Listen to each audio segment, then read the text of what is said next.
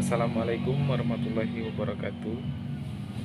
Perkenalkan, nama saya Abi Wakos, NIM H1B1200006. Saya dari Prodi Ilmu Politik Universitas Jambi.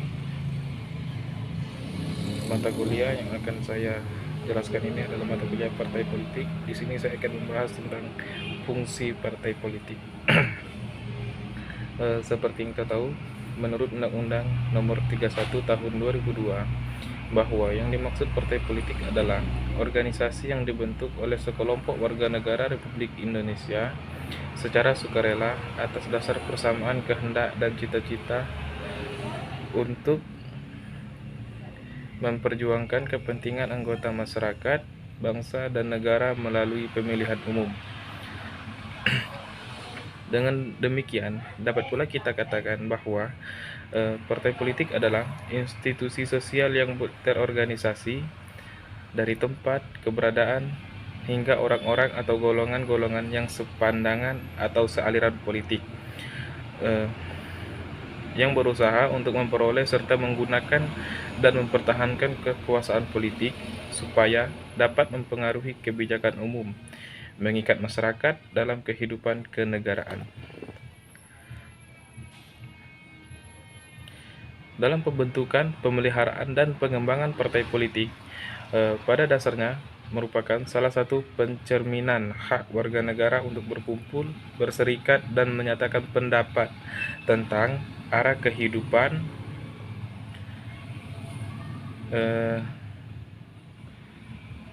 dan masa depannya dalam bermasyarakat dan bernegara.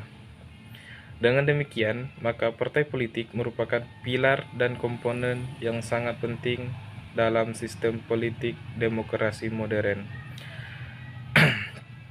Hal tersebut tercermin dalam peran dan fungsi partai politik menurut Undang-Undang Republik Indonesia Nomor 31 Tahun 2002 tentang partai politik, yang termaktub di dalamnya pasal 6-9 dari undang-undang tersebut. Partai politik yang merupakan sarana penyalur aspirasi masyarakat sudah selayaknya memiliki fungsi sebagai berikut. Yang pertama, ada fungsi sosialisasi politik. Partai politik merupakan wahana bagi masyarakat dalam menyadarkan hak-hak politik tiap warga masyarakat, hak berpendapat, hak mengeluarkan suara melalui pemilu, dan lain-lain. Semua hak ini akan terpelihara melalui perjuangan partai politik. Masyarakat disadarkan betapa pentingnya ikut memikirkan kehidupan politik kenegaraan, berpartisipasi dalam proses pembentukan pemerintahan, memilih orang-orang yang akan diangkat menjadi penguasa, ikut andil dalam menentukan kebijakan publik, yang kesemua pendapat tersebut dapat disalurkan melalui kekuatan partai politik.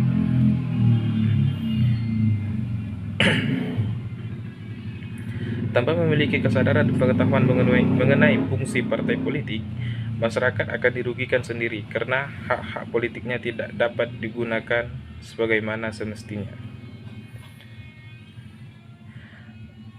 Ada pepatah kuno mengatakan, lebih baik buta huruf daripada buta politik.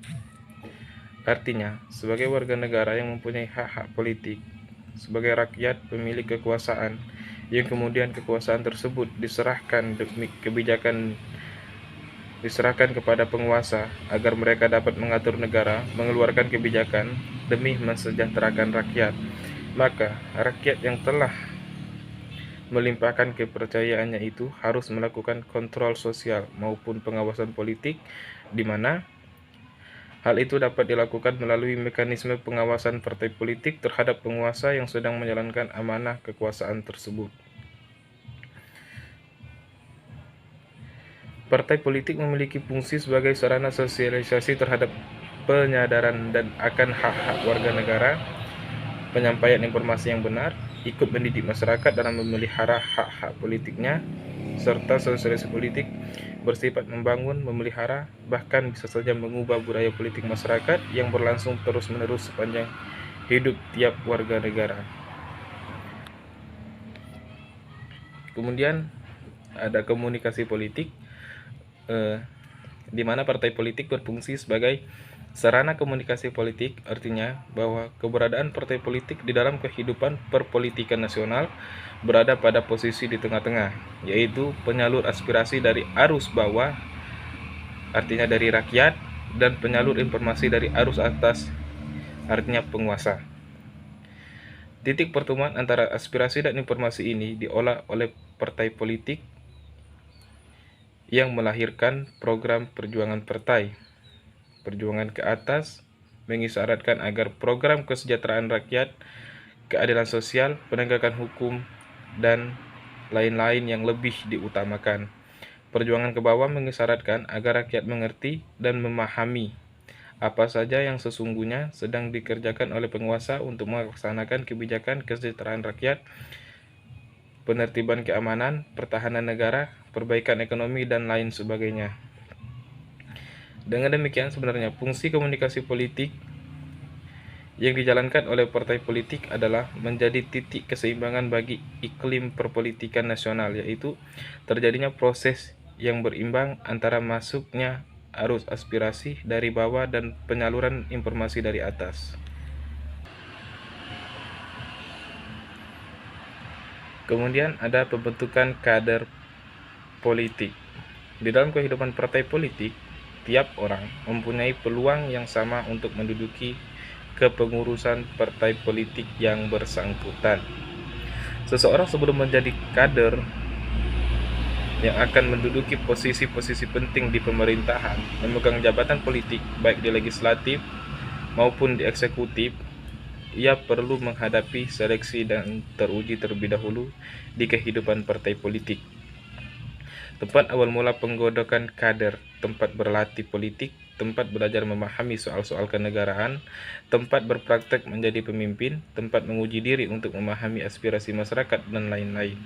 Sehingga ketika seseorang telah dianggap matang oleh partai politik yang bersangkutan, ia akan dijagokan untuk menduduki jabatan-jabatan politik di pemerintahan dan di badan-badan lain yang memang menjadi porsi bagi masuknya partai politik, seperti presiden, menteri, gubernur, bupati, wali kota maupun lembaga perwakilan rakyat lainnya. Kemudian ada pengendali konflik masyarakat. Kenapa ada pengendali konflik masyarakat? Di sini fungsi terberat dari partai politik adalah sebagai pengendali konflik masyarakat. Hakikat partai politik adalah sebagai alat perjuangan politik bagi masyarakat, tetapi tidak sedikit justru yang sering mengundang konflik yang terjadi di masyarakat. Lebih parah lagi dan ironis pula, konflik justru berawal dari dalam tubuh partai, internal partai, atau antar partai, kemudian menjalar ke masyarakat luas. Bagi masyarakat yang telah dewasa berpolitik, sesungguhnya secara ideal konflik politik ini seharusnya tidak pernah terjadi sampai menjalar menjadi konflik di masyarakat luas. Kalau semua orang memahami bahwa partai politik ini hanya semata-mata merupakan kesadaran politik yang tidak menjadi harga mati, maka terjadinya konflik dapat dihindari bila seseorang mulai merasakan tidak sepaham lagi dengan arah garis partai, maka ia dengan mudah meninggalkan partai tersebut dan masuk ke partai lain yang dirasakan lebih sehaluan, lebih sepemahaman dengan dirinya. Sebab tidak ada larangan dalam soal pindah-pindah partai ini. Partai bukanlah agama yang harus bersikap secara fanatik. Partai adalah sarana, kendaraan politik, dan juga alat untuk memperjuangkan kepentingan politik, jadi tidak perlu mengorbankan nilai-nilai kemanusiaan demi mempertentangkan suatu kepentingan tertentu dalam partai. Dalam hal terjadi perbedaan pendapat adalah wajar dalam kehidupan politik, malah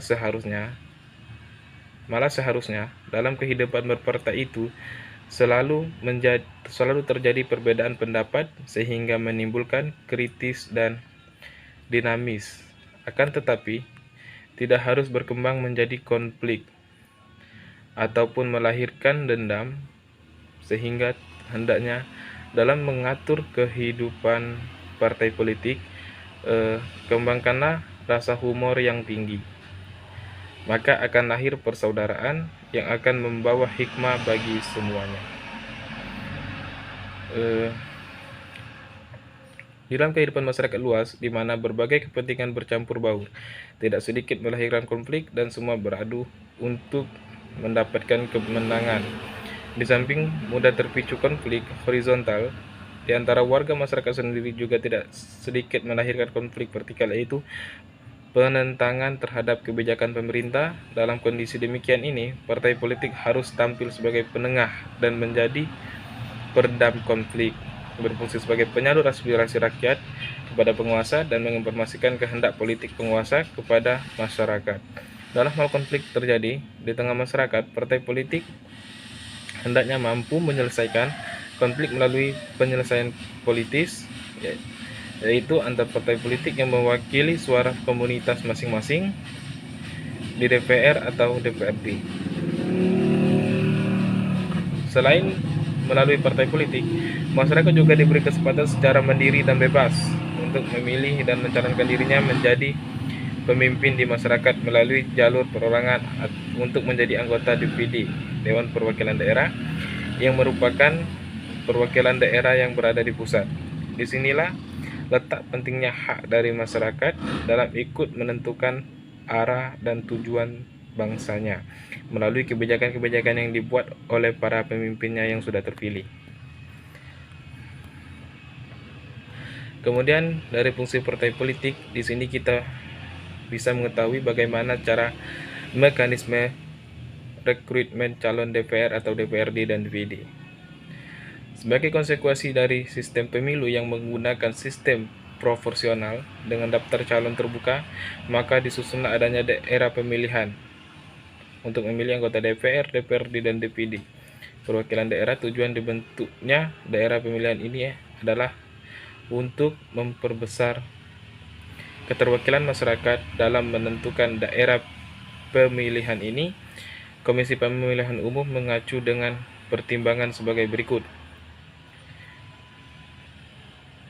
Yang pertama adalah letak geografis, yaitu adanya transportasi yang tidak dipisah secara fisik oleh gunung, danau, sungai, dan lain-lain.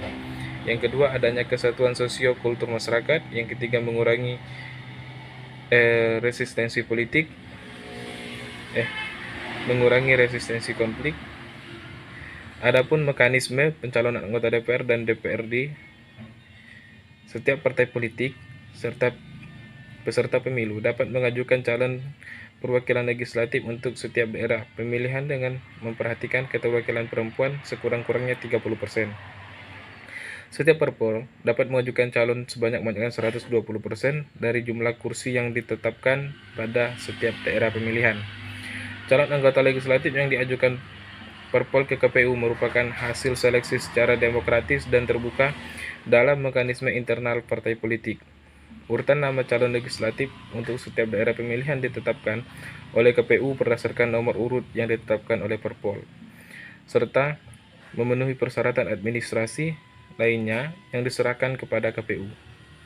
Sedangkan mekanisme rekrutmen anggota DPD, Dewan Perwakilan Daerah, yang pertama harus memenuhi persyaratan calon sebagaimana tersebut dalam pasal 60, 63, dan 64 dari Undang-Undang Republik Indonesia Nomor 12 Tahun 2003.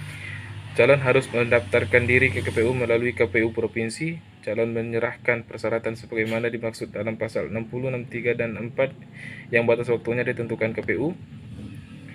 Kemudian wajib menyerahkan kelengkapan administrasi.